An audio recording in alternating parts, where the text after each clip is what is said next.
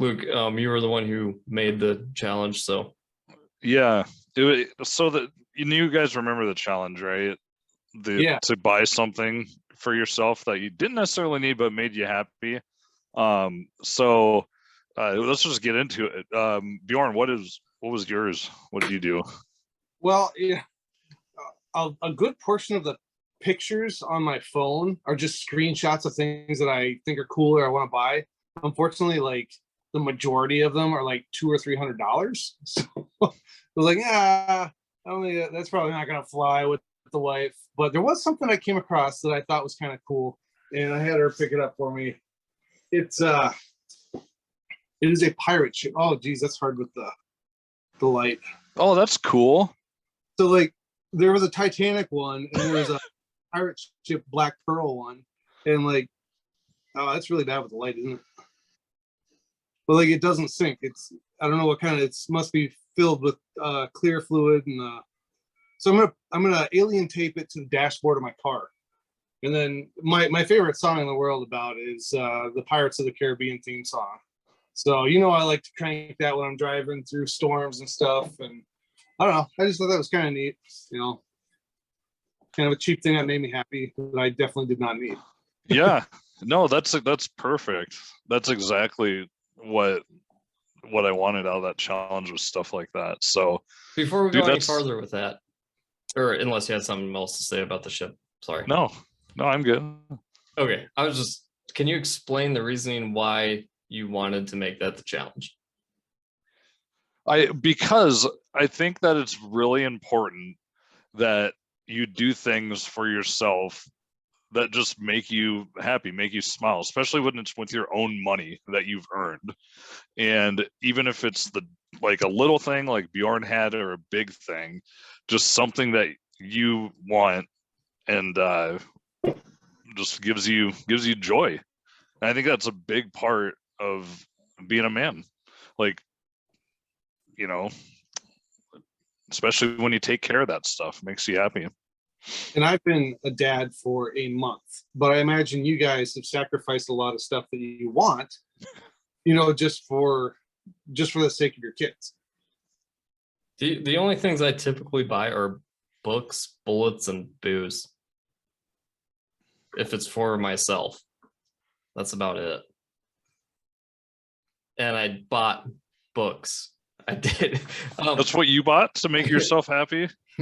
Well, it was, so Eric July, he just created a new comic book company called the Rippaverse, and I've known about it for, I want to say, well over a year. Like he's been talking about it forever, and I've been looking forward to it. And like in the last 2 years, I've really gotten into Walking Dead comic books, but besides that, I've never read comic books. But I really hate what Marvel and DC are doing, and what is Pure doing? I enjoy watching people's take on what they're doing, especially in the movies and comic books and stuff like that. But he's created this company to directly compete with them, and he wrote a 96-page book. He has artists. I don't know who they are, but I know that they work or worked for Marvel and or DC, and they ship out next month.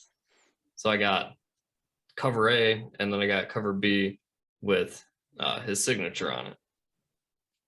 And That's awesome. I'm probably gonna buy. He has these cards that are for sale for like the first 75 days of the company being open, and I think I'm gonna wait a little bit, but I'll probably pick those up too.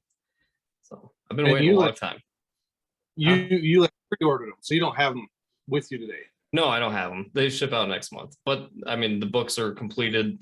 I believe he has them, or most of them. Like I've seen videos of products inside his warehouse and stuff like that. Dude, it opened 8:30 a.m. last Monday. So, and guess how much total revenue they've done in the first week? $2.5 million. Yes. What? Yes. Was I right on the money? Yes. Holy shit. I That was was- like, wait a minute, did I tell Luke this already? No, that was a guess. No, that's fucking outrageous, dude. Nobody even knows what the story is about, really. Like, not until Monday he gave like a really vague description of it, and that's it. And he already has all this support. And I think the books are going to be fucking awesome. So that's what I got.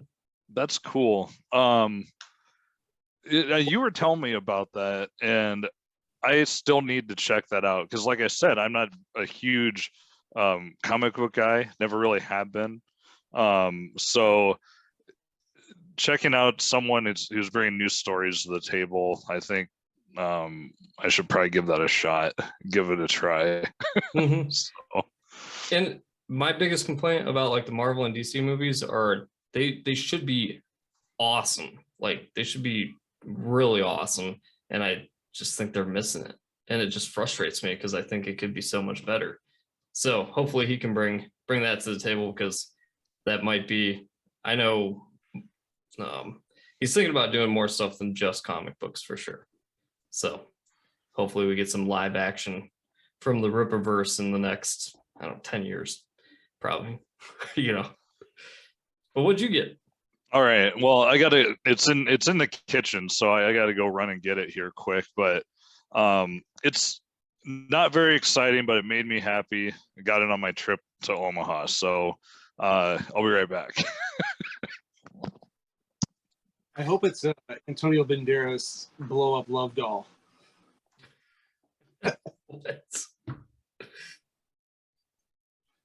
So how's it going? What do you think it is? What he told us about, maybe? Oh, he didn't tell me anything about it.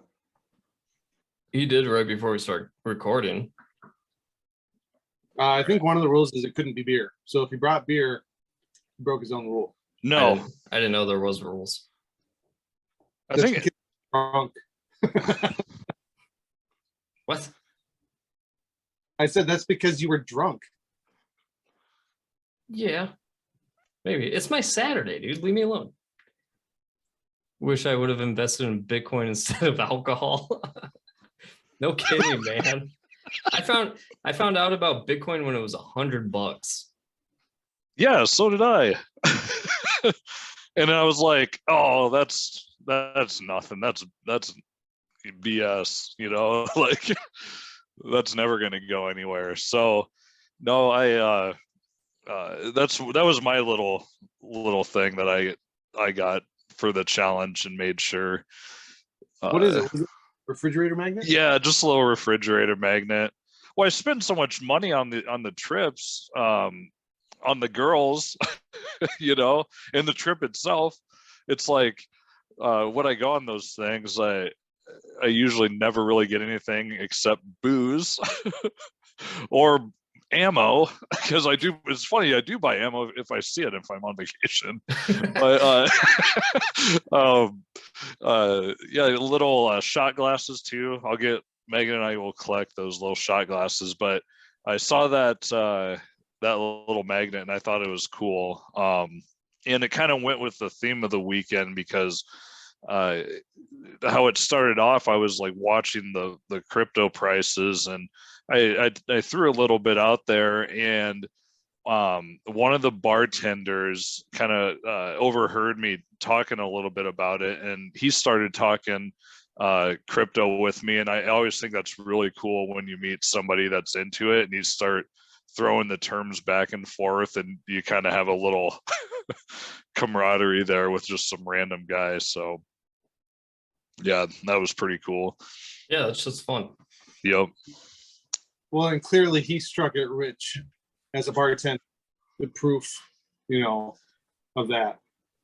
It was funny because he just goes, been losing a lot of money, and I was like, haven't sold, and he just goes, so he knows. But that's how we started that convo off. I think you called it riding the roller coaster, right? Yeah, if you watch it every day, like it's insanity. It's just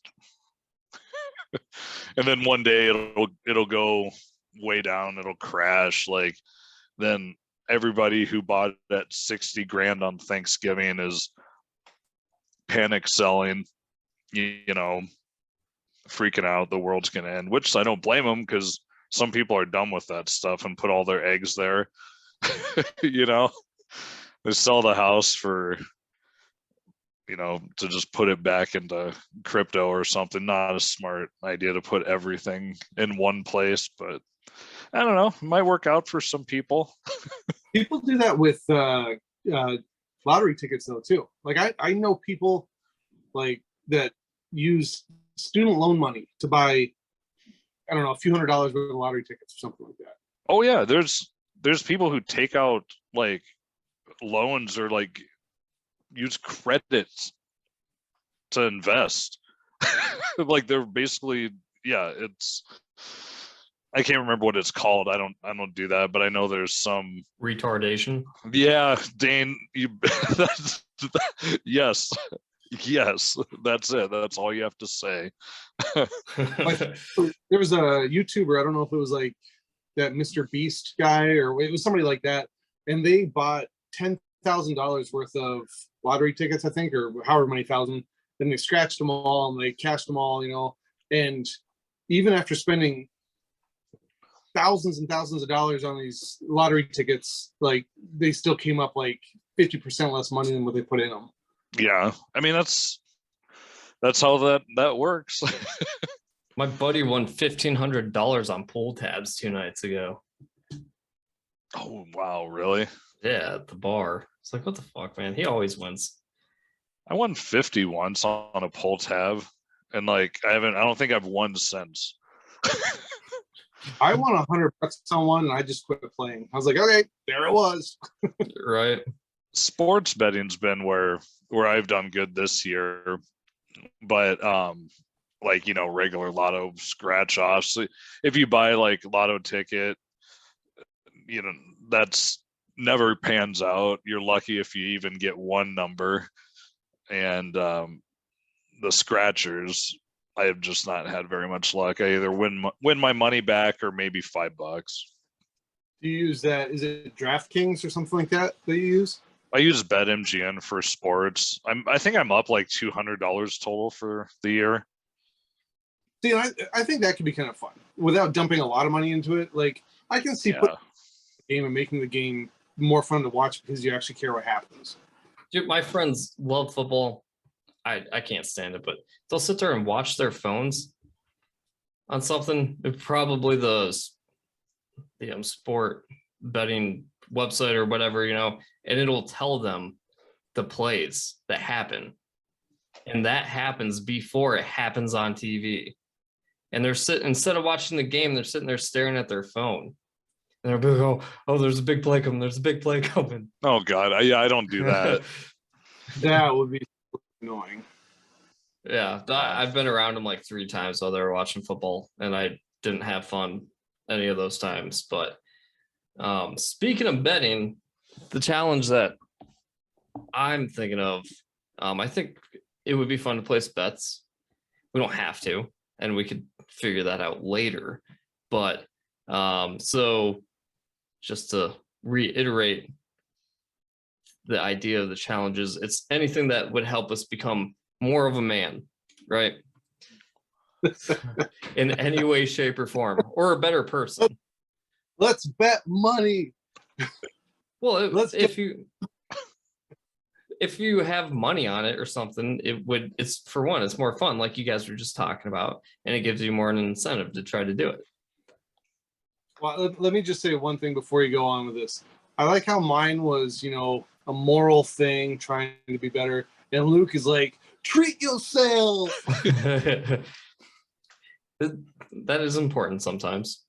It is. And I barely ever do it. You know what I mean? Like I said, like I buy beer or whiskey sometimes, but I'm not like, huh? I guess that was the point. Mm-hmm. And it just worked out that I had been planning on buying this comic book for like a year, and it landed on the exact time frame I needed it to. Too bad I couldn't have placed a fucking bet on how much revenue is going to pull in that Dude, that was first time. wild. That was wild. I thought you knew.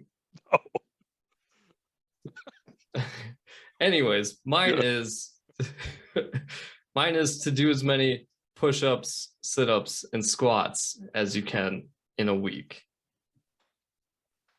Oh, so not betting. Just bet on who does the most. Oh, okay. Well, I'll just bet on you and then not do any. Yeah, I know that you're not going to be excited about this one, Bjorn, but I don't think Luke might not either. I'm not excited about it either, but I was thinking maybe I should like do X amount of these. But I was like, no, I don't want to do that because then what if Bjorn's like, that's too many, so I'm just not going to do any. If I worked from home all the time now, I would be more excited about it. But you still have to go to work all the time. Yeah. But only half the time, right? 3 days in the office, 2 days out, because when COVID shit first hit, I was like, well, shit, I need to keep moving around, keep in shape, keep healthy. So what I would do, I would do like 5 push-ups at the top of every hour the whole day. And then I would up it to 10. And I think I got up to like 20 at the top of every hour. And then I also worked in like curls or something with barbells and stuff like that as I went. But it kind of messed my shoulder up a little bit because I was doing like, I can't remember how many I did, because if I had a meeting that went through an hour, I would just be like, well, I guess I have to do like 60 in a row because I missed 3 top of the hours. So to catch up, but yeah. I think a lot of guys have like office jobs and don't do anything physical, and like taking care of yourself includes getting stronger and working out, not just eating good. So yeah, that's a challenge. Do as many as you can. Okay. And then we'll talk about it. Like air squats, right? Huh? Yeah, stuff that you can do wherever you're at. Okay, so Luke, will you be doing push-ups in the handicap stall at work? Well, maybe I could go over to that area of work that reminded you of before Fallout 4, before the blast happened.